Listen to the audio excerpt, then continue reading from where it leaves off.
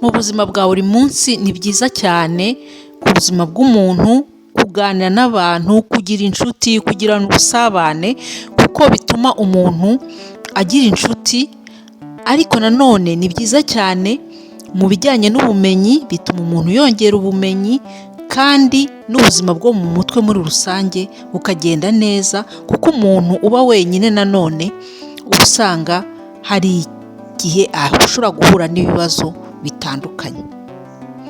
Gusa nanone mu biganiro dukora, mu biganiro tugirana n'inshuti zacu, haba mu miryango ya hafi, inshuti, abaturanyi, abo tuvukana, ni ngombwa yuko hari ibintu byo kuvuga, umenya ko hari ibintu byo kuvuga, hari n'ibyo kugira ibanga ukarigumana wowe ubwawe wenyine, kuko ushobora kwizera umuntu ukamubwira ibintu bikazagukoraho, noneho ugasanga wishyize mu bibazo by'akasamutwe.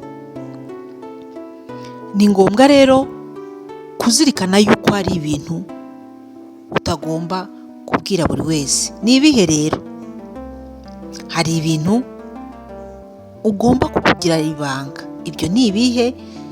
Wibuke yuko no mu Kinyarwanda bavuga umugani ngo akarenze umunwa karushya ihamagara. Iyo wavuze ibintu hari igihe wisanga wabibwiye inshuti yawe, ya nshuti y'inkoramutima, ariko ugasanga nayo ifite indi nshuti inkoramutima, ikagenda ikayibwira, noneho bikaba uruhererekane, buri wese akagira inkoramutima, agenda abwira inkoramutima, uko ugenda ubabwira kandi niko amagambo agenda ahinduka. Burya iyo abantu bahererekana inkuru hari igihe zigenda zihinduka, nuko ugasanga witeje ibibazo, uteje ibihuha n'izindi ngaruka zitandukanye. Ibyo ni ibihe rero ushobora kugira ibanga?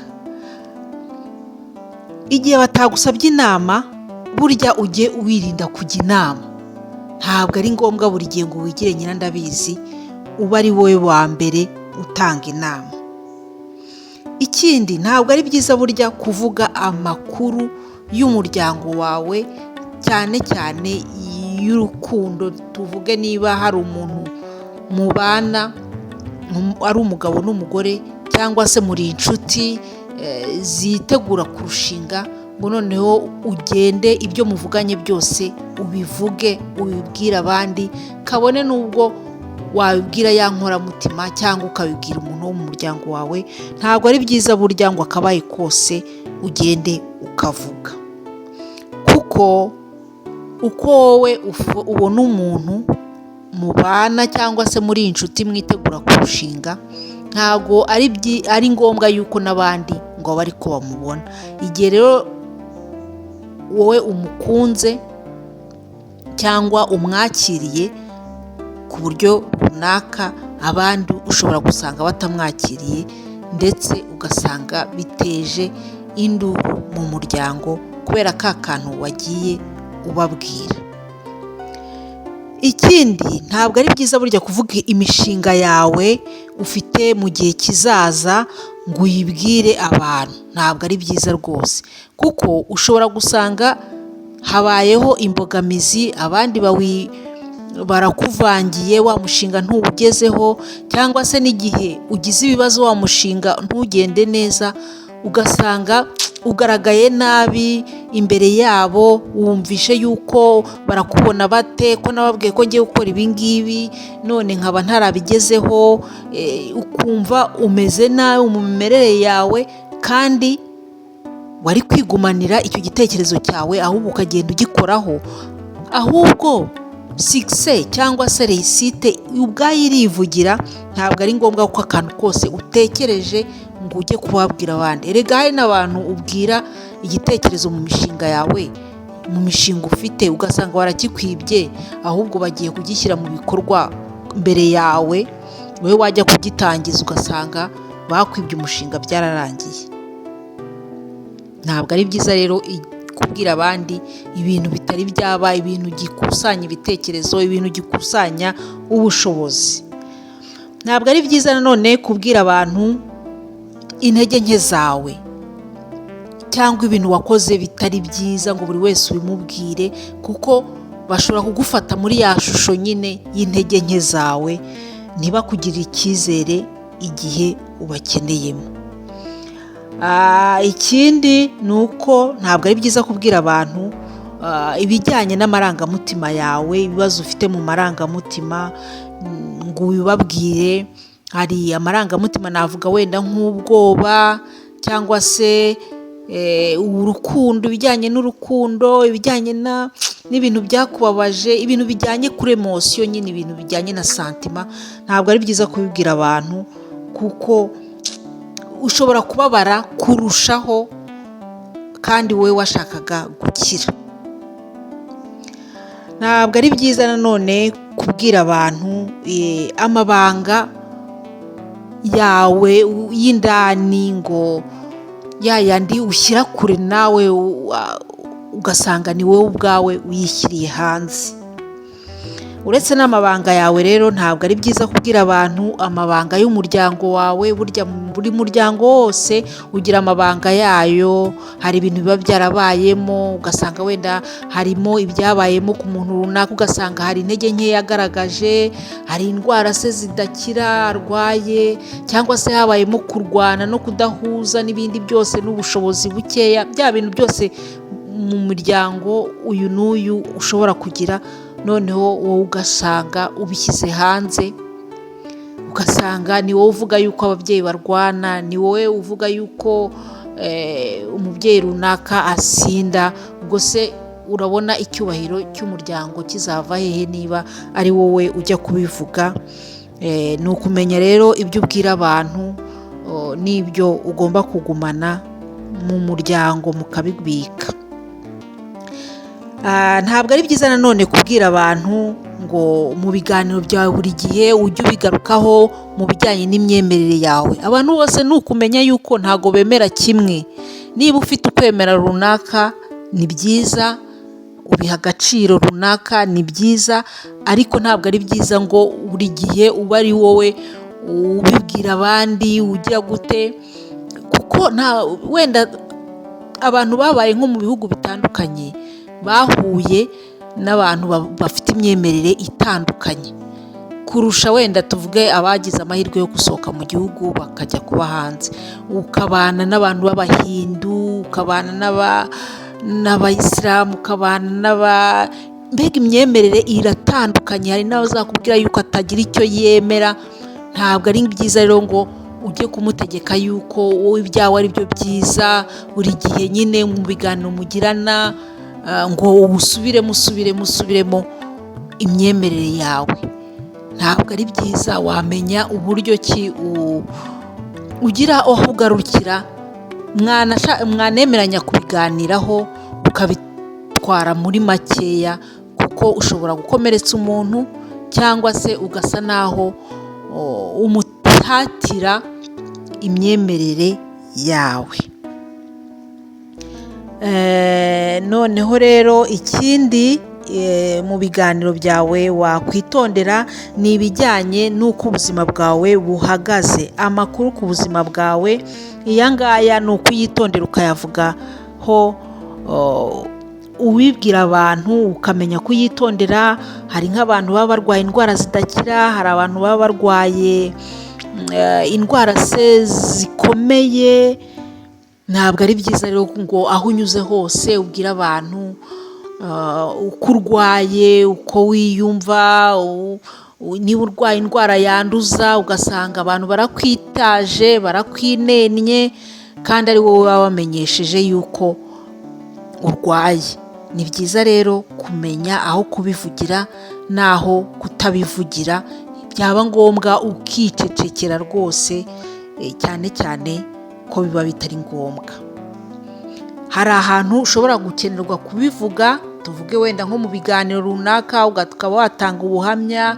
Hari amakirebe ashobora kuguhamagara se tuvuge urwaye sida, ukababwira ubuhamya. Ibyo birumvikana, nta n'ikibazo kirimo, ariko kugenda ubigarukaho mu biganiro byawe ntabwo ari byiza. Ikindi rero ni ugomba kugira ibanga, ni igihe hari inshuti cyangwa se umuntu wawe wakugira icyizere akakubitsa amabanga y'ubuzima bwe cyangwa se amabanga runaka ku buzima bw'abandi, ntabwo ari byiza kugenda ngo abe ari wowe uyavuga uyashyira hanze. Wica cya cyizere nyine umuntu yakugiriye, kandi igihe habaye ikibazo ni we nyirabayazana uhita ugaragara. Ikindi rero ugomba kwitwararika mu biganiro kuvuga ni ikijyanye n'ibijyanye n'umutungo, amakuru ku mutungo, amakuru se ajyanye nk'urugero umushahara uhembwa, amafaranga se ufite kuri konte, umutungo se iwanyu baguhaye. Ibintu bijyanye n'umutungo nayo ntabwo ari byiza ngo ubwire abantu umutungo ufite. Buri wese uramubwira ayo winjize buri munsi, urabisubiramo mu buzima bwawe, wikururira nyine rimwe na rimwe n'amashyari cyangwa se n'ibindi bibazo, ukicuza icyatumye ubivuga. Ikindi rero ugomba kugira ibanga ni amafaranga winjiza, nyine ni muri urwo rwego twari tuvuze, nk'amafaranga ushobora kwinjiza, umushahara se n'ibindi n'ibindi. Ikindi ni ikijyanye n'amakuru y'ibanga y'akazi kawe. Ufite inshingano runaka mu kazi, ukorera minisitire, ukorera ikigo nderabuzima, ukorera uri umwarimu se, uri umupolisi, uri umwavoka uca imanza. Ibyabereye mu mwanya w'akazi nyabuneka wajya ubisiga aho mu kazi nyine, ntubijyane mu rugo iwawe ngo ujye kubikoraho ikiganiro, ujye kubibwira umusozi wose, kuko ntabwo bijyanye n'amategeko y'umurimo kandi ntabwo ari byiza. Ni nk'urugero natanga, tuvuge wakira abantu bashaka gukora ibizamini byo kumenya uko bahagaze mu bijyanye na sida, ngo abe ari wowe urangiza. Usanze umuntu yanduye se, cyangwa se usanze umuntu atwite, ukagenda ukabikwiza umusozi wose, ntabwo ari byiza. Wibuke yuko n'amategeko y'umurimo atabikwemerera. Ikindi rero ni ibikorwa wagezeho, bya bindi rwose ureba ukumva nawe ufite ishema. Ntabwo ari byiza ngo buri gihe ubivuge, ubishyire hanze, ubiratire abandi. Ubundi byo ni byiza rwose, byakagombye no kubera motivation abandi, ariko reba sosiyete urimo, cyane cyane urebe sosiyete urimo, ureba abakumva, abo urimo kubwira, noneho nawe ucunguze urebe ko ugomba kubibabwira, kuko hari igihe usanga wikuriye amashyari, cyangwa se nyine bakaba bakwiba iyo mishinga yawe, bakaba ari bo bajya kuyikora kandi ari wowe wabigezeho. Ikindi nanone ni ikijyanye n'ibikorwa by'urukundo, cyangwa se ibindi bitekerezo byawe ugira byiza. Niba hari inama wagiriye umuntu se, ngo aba ari wowe wongera kugenda ukabibwira abandi, uriya muntu namufashije, ngo namurihiye ishuri. Oya, byaba byiza na Bibiliya irabivuga, niba utanze akaboko kamwe, akandi ntikajye kamenya icyo akandi kakoze. Byaba byiza rero aba ari wowe ngo ujya kuvuga ibikorwa byiza wakoze ngo wirate, bagushime, ahubwo byaba byiza utegereje. Burya ineza y'umuntu igeraho ikaba kimenywa bose, biturutse wenda kuri ba bandi wagiriye neza. Kandi niyo bitamenyekana, Imana yonyine abenshi bemera yuko bazagira ibihembo mu ijuru. Ikindi utagomba kugenda uvuga ni ibintu utazi. Burya hari abantu bicara bagakwiza ibinyoma rwose, ikinyoma cya semuhanuka, akirarira ku bandi, akabasobanurira rwose, akabahuza, akabasobanurira kandi nawe atabizi neza. ugasanga arabigishije ahubwo ibintu bitari ukuri, ahubwo abahaye amakuru atariyo, bakagenda nyine bakamenya ibyo bihuha akaba ari byo basigarana. Oya, ibi ntabwo ari byiza. Igihe utazi ikintu byafuma ukicecekera, abakizi neza akaba aribo bazabisobanura. Igihe rero utazi ikintu cyangwa se utakimetiriza neza, reka dukoresha iryo jambo, abenshi bararyumva nubwo ari igihugu ari ikirimi cy'igifaransa, metirize. Igihe wabyihorera aho kugira ngo ujye kuroga abandi. Ikindi rero ni igihe utazi ikindi rero ni igihe utashaka kuvuga ikintu runaka. Nta mpamvu n'imwe ko abantu bagutegeka ngo ubivuge kandi wowe wiyemeje kugira ibintu ibanga. Ugomba kugira ubushobozi bwo kumenya kuvuga oya cyangwa simbishaka igihe hari umuntu ugutegetse cyangwa se ukubajije ibintu wowe wiyemeje kubigira ibanga. Byaba byiza rero umuntu agiye amenya guhakana, akamenya igihe agomba kuvuga no, byaba ngombwa rwose akicecekera cyangwa se akavuga yuko atabizi. Ayo makuru bamubaza ntayazi, ntawe uzakwica, ntawe uzagukubita, keretse wenda mu buyobozi cyangwa mu mategeko cyangwa mu gipolisi n'ujya imbere y'abapolisi, ariko nabo baba bafite amategeko bakurikiza. Humura, ntawe uzakwica igihe utazi ibintu, ntawe ukubwiye ngo uzabihimbe kandi bitariho. Icyanyuma rero ugomba kugira ibanga ni amakuru yawe bwite. Twavuze ay'umuryango, twavuze ayo ku kazi, twavuze ay'abandi bakubikije. Noneho rero amakuru yawe bwite ntabwo ari byiza ngo yose uyashyire hanze ngo buri muntu wese amenye. Tuvuge nk'urugero nka nimero yawe muri konte, niba ufite amabanki runaka, amakonte runaka, ufite se imitungo runaka, za information ziri personel rwose nawe uvuga uti aya makuru rwose nyaha agaciro, gusange yose ari ku karubanda, ari kuri bose babireba. Oya, hari amakuru y'umuntu uba ugomba kugira ibanga. Harimo na za kode, ku iki gihe abantu benshi bakoresha amakode ku manimero ya telefone, ku makonte yabo, kurutira.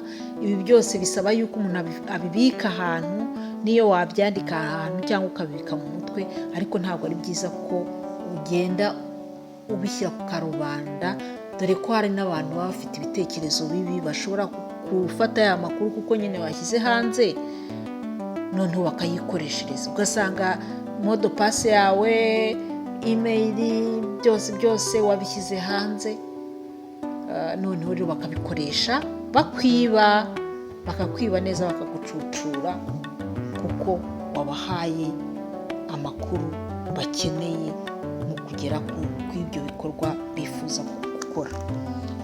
Ndagushimira wowe wakoze kino kiganiro ukakigera ku mwisho. Tuzaba dukomeza kubagezaho ibiganiro nk'ibi ngibi bya postcard. Ubane natwe, ndakeka byakugirira akamaro. Niba hari n'ikindi wifuza ko twagukorera ukitubwire, kandi mukomeze kubana natwe. Urubuga ni Ntayorwa. Mugira amahoro.